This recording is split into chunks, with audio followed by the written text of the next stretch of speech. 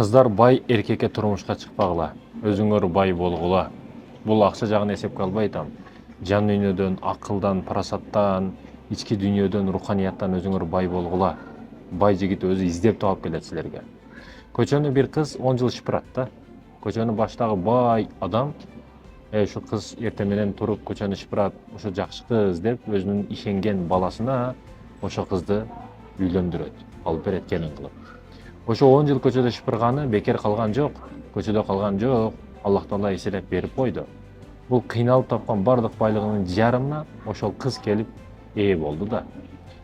Демек көрдүңүзбү, көчөнү шыпырсаңыз ham Аллах бекерге калдырбайт сизди. Айтайын дегеним, эмгекчил болуңуз, ток болуңуз, бар жоктон, акылдан, парасаттан, имандан ток болуңуз, байлардын бардыгы издеп өзү келет. Кезекке туруп калат жуучулукка сизге. Кээ бирөөлөр жуучу болуп барып бериң, мына бербей атат деген учурда барса, кезек болуп кеткен болот жуучулар. Чындыгында жакшы кыз, чындыгында өзгөчө кыз. Ага келин кылам деген, үйлөнөм дегендер толтура. Демек, бай болуңуз кызым.